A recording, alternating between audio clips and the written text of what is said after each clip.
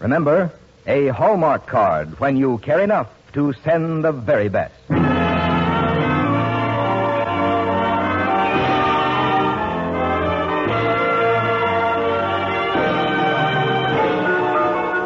Tonight, from Hollywood, the makers of Hallmark greeting cards bring you Miss Rosalind Russell in Louis Brumfield's Mrs. Parkinton on the Hallmark Playhouse. Each week, Hallmark will bring you Hollywood's greatest stars in outstanding stories chosen by one of the world's best-known authors, the distinguished novelist, Mr. James Hilton.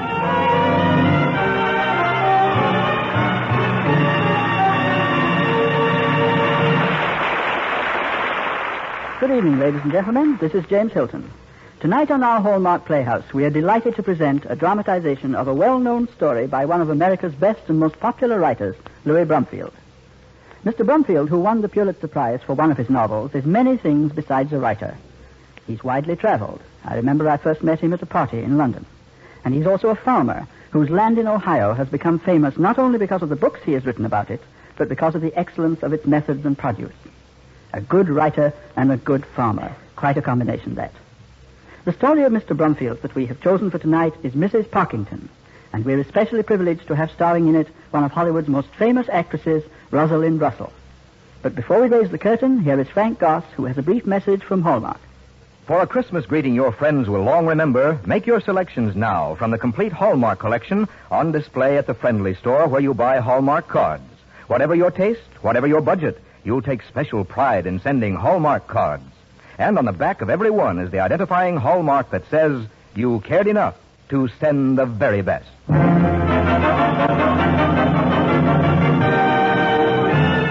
Hallmark Playhouse, starring Rosalind Russell in Louis Brumfield's Mrs. Parkinton.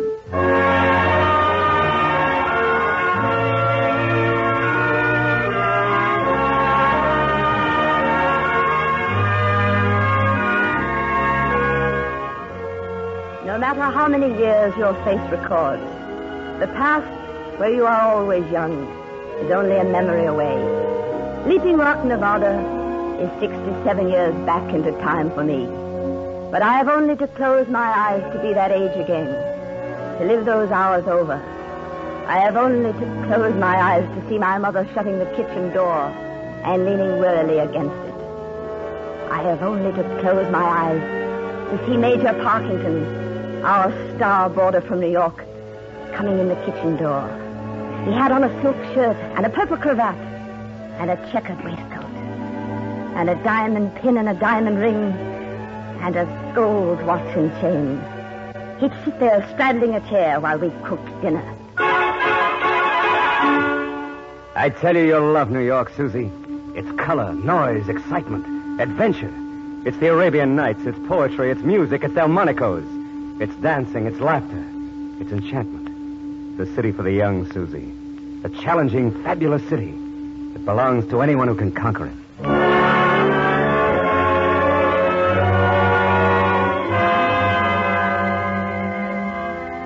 Was it the moment when I sat in the kitchen telling him about New York and he told me about it that I fell in love with him? That moment, he was a child. Was it in that dark hour, after my mother and father died in a mine explosion, when he tried to shut out all pain of loss and death, that I first loved him? That hour, he was a father. Or did I wait to fall completely in love that snowy wedding night, when he carried me across the threshold of the Brevoort Hotel? That evening, he was a husband. Are you happy, Susie? Oh, Gus. It is like the Arabian Nights. Red velvet curtains and white roses and candlelight. Oh, Susie, you're so young and so lovely.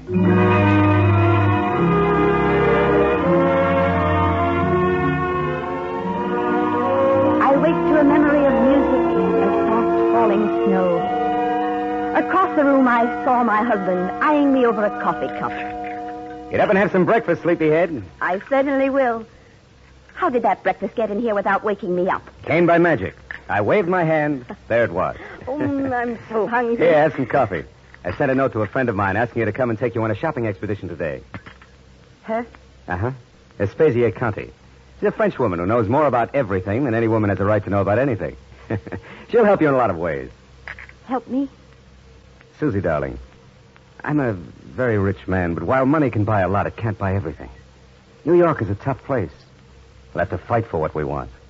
I've always had to fight. I don't mind for myself. But I want to make it easy for you. Well, that must be Aspasia. Hello, Gus, darling. Susie, this is Mademoiselle Conte. Mademoiselle, this is my wife. I'm very happy to know you, Mademoiselle Conte. It is a pleasure to meet the wife of my very good friend, Major Parkinton. She is much more beautiful than you deserve, Gus. I want you to take her out and buy her the most fashionable things in the city. Because tonight I'm going to show Susie New York. And I'm going to show New York Mrs. Parkinton.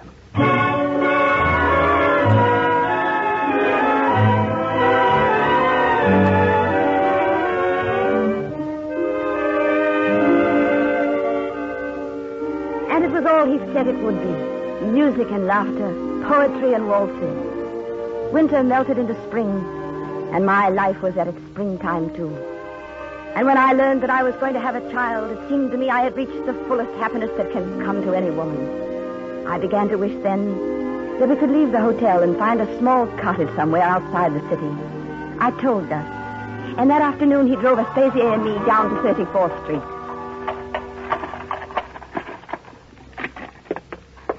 Here we are, Susie. Oh, careful now. I'm all right, Gus. Well, I don't believe I know anyone at this address.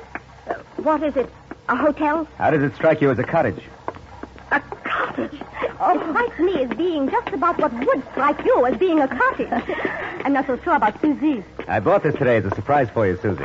You may not believe it, but this house has 30 rooms.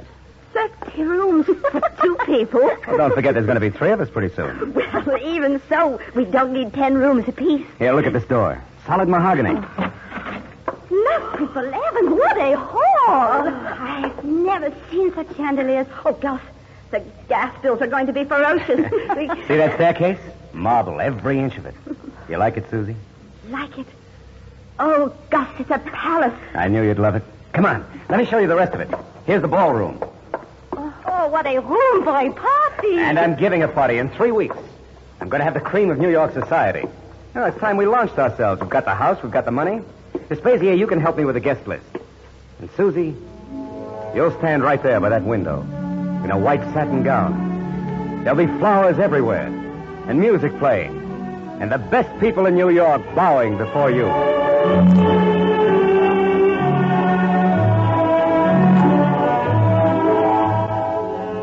3 weeks later, I stood in that ballroom in my white satin, with Gus and Aspasia facing an empty room. There was a Dresden shepherd and shepherdess on the mantel behind us. And suddenly Gus picked up the shepherd and hurled it across the empty ballroom. Gus! Oh, Gus, how could you? How could you? So, they didn't come. They'll pay for this, every last one of them. Gus, I feel a little dizzy. Take her up to bed, Gus. The evening is bad enough for her without her shouting and carrying on like that. It doesn't matter, Gus. It doesn't matter that no one came. I'm just so tired. You had better carry her upstairs. No, I'll be all right. I'll be all... Oh. Susie. Carry her upstairs to bed. I will send one of the men for the doctor.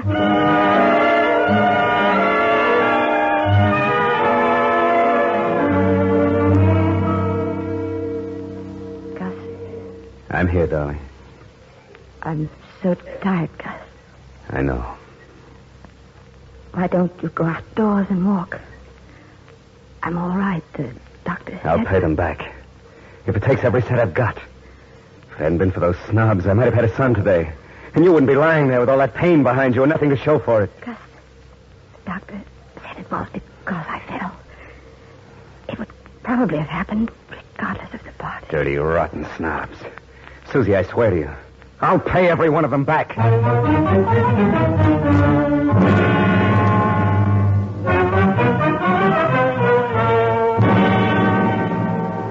There was nothing I could say, or anyone else could say, that would ever change him. I forgot about the episode as the months and then the years went by. And Herbert and Ellie and Alice were born. And it wasn't until long ago, much later than that I found out that he'd been getting his revenge. That was an hour when I feared him and almost hated him. An hour when I met a completely new Major Parkinton. Gus, have you seen the newspaper? Prominent financier commits suicide. Radnor Beaumont dies. Yes, I saw it. He was one of the people you invited to the party, wasn't he? Yes. According to the papers, he was facing bankruptcy. It can be very dangerous to refuse an invitation to a party you give, can't it? Very. Goodhue Blair's cousin was here. She begged me as a favor to ask you not to ruin her cousin. She said he would kill himself. Goodhue Blair won't kill himself. He hasn't the guts. I'll try to explain it to you. Those same men would have ruined me just as ruthlessly. They were trying to do it, but they weren't strong enough. And I can tell you one thing. If they had, I wouldn't have hanged myself in a cupboard. I'd have gone back to work and made another fortune.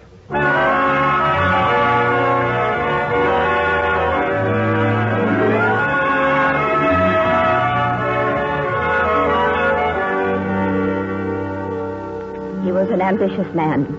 Ambitious for himself, ambitious for his wife, ambitious for his children. They went to the best schools, dressed like royalty, and had everything money could buy. I tried to keep him from giving them too much, but he was determined they should have all the things that neither of us had in our childhood. And they certainly did. And so it happened when our daughter Alice was still too young to know what she wanted. She decided to marry a French duke. Aspasia, I know this marriage is wrong. Do you realize that Gus is settling $100,000 a year on a duke? I cannot sanction a marriage like that. Oh, you may be right, but it is too late for that. Oh, let her marry him, Susie. If she does not marry the Duke, it will be another like him. She is doomed. Why do you say that? It is the same with her brothers. Their father has implanted in them a sense of being possessed of some special privilege, of being outside the rules which govern the conduct of ordinary people. So Alice will marry, not for love, but for a title. And there is nothing you can do about it. Aspasia. Oh, Aspasia. I'm so afraid you're right.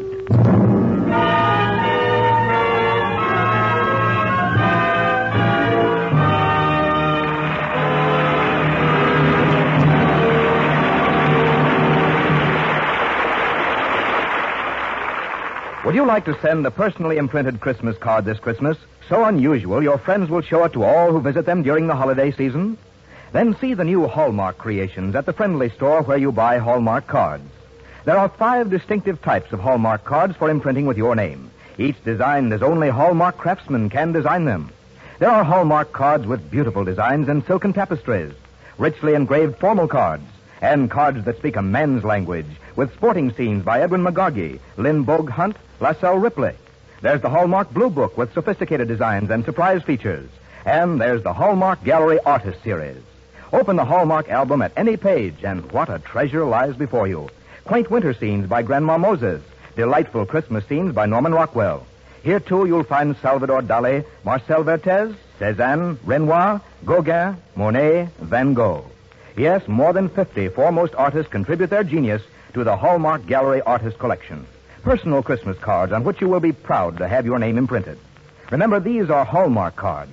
When friends receive them and look on the back, as you did, they'll see the Hallmark and know you cared enough to send the very best.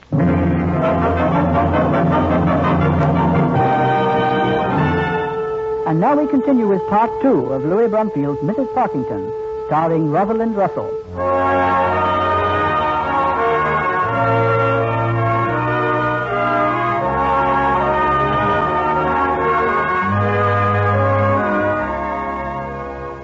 I have only to close my eyes to enter the past at random.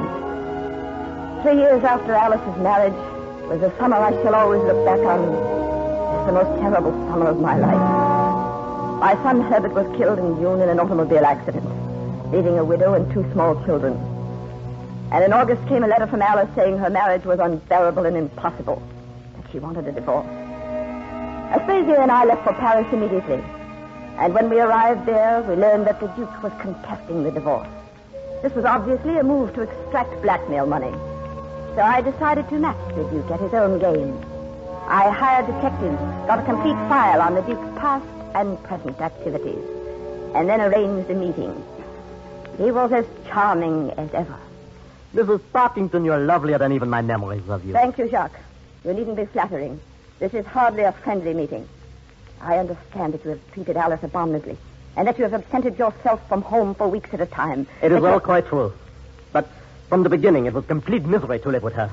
Nothing is worth that. Jacques, understand this. There isn't going to be any more money. My husband was too generous to you in the first place. Last time you dealt with him. This time you deal with me. I have a dossier here on you that was compiled by 6 of the finest and possibly the most unscrupulous detectives in France.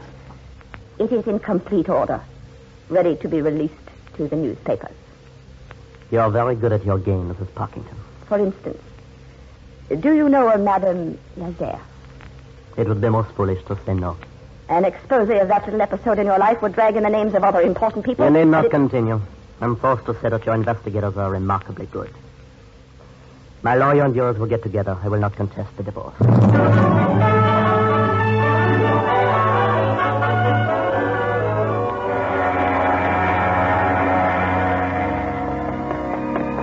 Oh, Pop. Oh, how I've missed you. Especially. How you look grand. Alice, darling. Pop, it's good to see you. I've arranged a wonderful summer for you. You'll soon forget all this business. Oh, it's so good to have my family home again. Gus, where's Eddie? Susie, let me tell you about that when we get home. Come on, the car's right over here.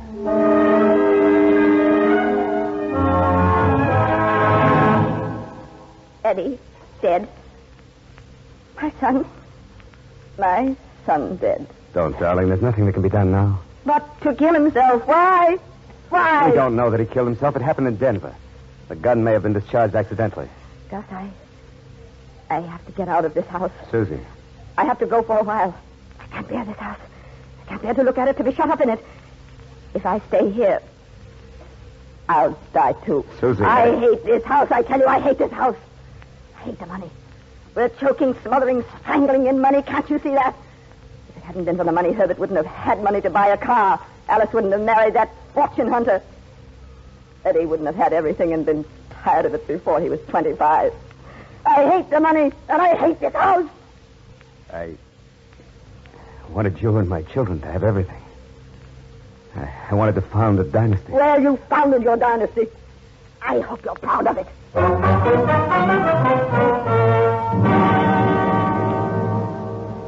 I remember thinking I must surely die of grief and bitterness. But the heart has a way of reconciling itself and going on. Just as Gus had said New York was there to conquer or to be conquered, so it is with life. If you've red blood in your veins, you conquer life and go on. And only when you're long past the hours of trial do you discover that what you conquered each time was yourself. Knowing this, I was able to go on when the Major died. Susie, you have been wonderful. I know the funeral and all was a great trial to you. It was a great sorrow for you too, Aspasia. I know that. Gus might have married you if it hadn't been for that explosion in Leaping Rock. Oh, no, Susie. Gus Parkinton was in love with youth. And I have been old from the hour of my birth, just as you have been young. Oh, he was a splendid man. He was a happy man. I think people are really happy in proportion to how much they give. He wasn't always a good man, but he gave a great deal. He gave a great deal more than he took from others.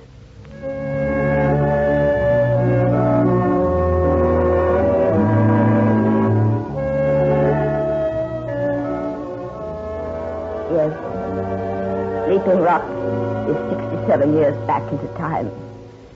67 years from the moment when the Major first told me about New York to the moment when my granddaughter's husband, Amory, walked into my sitting room on Christmas Eve.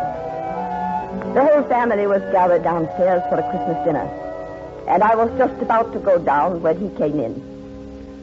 Hello there, Granny. Merry Christmas. Merry Christmas, Amory. I hate to bother you before the Christmas dinner, but it is rather important. How much do you need this time, Amory? $750,000. $750,000. Amory. That's the amount I've stolen.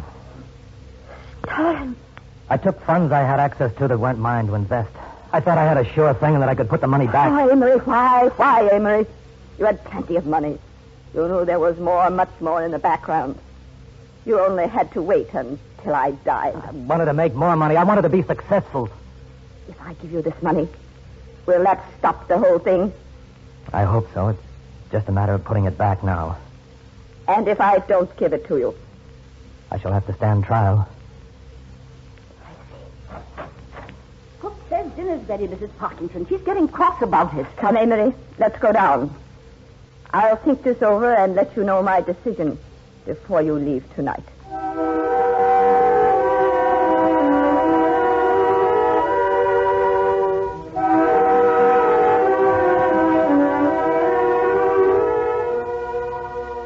I sat at the dinner table looking around at the faces of Gus's and my descendants. And suddenly I knew, with a cold sense of defeat, that not one of those faces was a happy one. And I remembered Alice's face when she was young, and Herbert's, and Eddie. And I knew that they had not been happy either.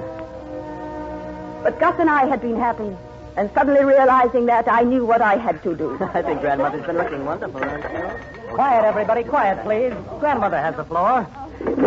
A Merry Christmas to you all. Merry Christmas to you. I think perhaps I had better say that first, because I don't know how merry you're going to think it is when I finish. First of all, Amory is in trouble that calls for some financial assistance, which I am going to give him. Thank you, Granny. Thank you. I'm going to give it to him because I don't blame him for the trouble he is in any more than I blame the rest of you for being selfish and spoiled. Amory, like you, is a product of the things he had no control over, the era that preceded him. I think now he has learned a lesson, but something must be done about him and about you. So for all of you, when I die, a small trust fund will be set up, the income from which will pay your rent and food and very little else. If you want anything else, I very much hope you will go out and earn it. Well, I hardly thought it would be pleasing to you. Grandmother, the rest of the money. It's going back very painful. You mean a memorial for the Major? No, indeed. I'm not interested in creating a legend at this late date that Gus was a great man. Gus did a lot of good, but most of it was done accidentally. I stayed married to him all these years because he was a stamp on a gigantic scale, and because he was fascinating, and because I was in love with him right up to the end. I was kind of Gus's gun now, when you come right down to it. No, the money's going to things like hospitals and settlements and libraries. And now let's get on with this party, because tomorrow I am going on a trip, and I want to be good and rested to go on it. Where are you going, Granny? I am going back to Leaping Rock, Nevada.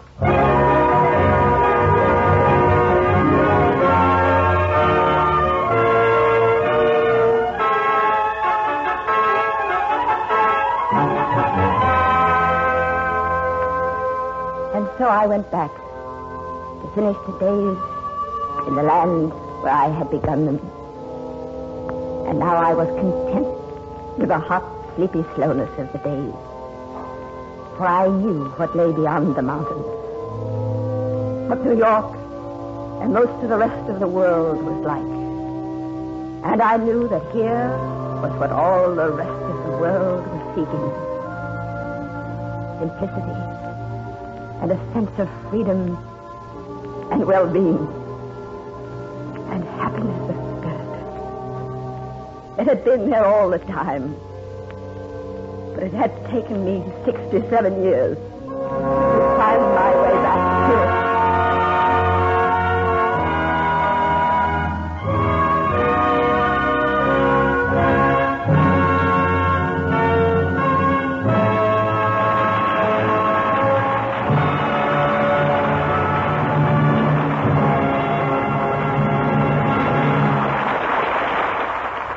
In a moment, James Hilton and Rosalind Russell will return. But first, may I invite you again to see the new Hallmark Christmas cards now on display at your friendly Hallmark dealers. If you prefer to select cards to individually fit each one on your list, you'll find the Hallmark card that says just what you want to say, the way you want to say it. There are Hallmark albums from which to select cards for imprinting with your name, and there are the many boxes of assorted Hallmark cards. Yes, whatever your taste, whatever your budget, there are Hallmark cards you'll take special pride in sending. And when your friends receive them and look on the back, as you did, they'll see the Hallmark and know You cared enough to send the very best. Now here again is James Hilton. Miss Rosalind Russell, I want you to know how much we've enjoyed having you here with us tonight. For all of us here and for every member of the Hallmark family, our grateful thanks for a great performance. I never know quite how to respond to introductions or words of appreciation. I guess, like your Hallmark greeting cards, the best practice is simply to say the appropriate and the sincere thing. So thank you. It was a great pleasure to be here. We shall inscribe your name on our roll of honored guests, and we invite you to listen next week when we shall present O'Halloran's Luck by Stephen Vincent Benet and starring Edmund O'Brien. Ladies and gentlemen, in the workshop behind our Hallmark Playhouse, it's Christmas. Oh, no, we are not exchanging gifts yet. But we've been doing a lot of thinking about Christmas, about the Hallmark Christmas radio program. We've already made our selection, and I won't tell you what it is. I'm merely using it as an illustration of how far ahead we work. Long before you hear a story on the air, we've been through libraries and bookshelves, reading, making notes, and discussing dramatic possibilities. We try to select the kind of person the author had in mind when he created the character, and therefore we try to visualize the particular star who will fit the leading role. It's a long, careful process, but I'd rather think we've been successful if your comments are any gauge. We like to hear from you. As a matter of fact, I'd like to hear from you about stories you're especially fond of. It might help me and all of us in making the Hallmark shows your best entertainment. So if you'd care to write to me, and I'd welcome that, just address James Hilton, care of Hallmark Playhouse, Columbia Broadcasting System, Hollywood, California. And now, until next Thursday, this is James Hilton saying good night. Tonight's story was adapted for radio by Gene Holloway, with music composed and conducted by Lynn Murray. Our director-producer is Dee Engelbach. Rosalind Russell is currently starred in the independent artist production, The Velvet Touch. Look for Hallmark cards that are sold only in stores that have been carefully selected to give you expert and friendly service. Hallmark cards when you care enough to send the very best. This is Frank Goss saying goodnight to you all until next week at the same time when James Hilton returns to present Stephen Vincent Benet's O'Halloran's Luck, starring Edmund O'Brien. And the following week, Claude Jarman Jr. in Mary O'Hara's My Friend Flicka. This program came to you from the Hallmark Playhouse. This is CBS, the Columbia Broadcasting System.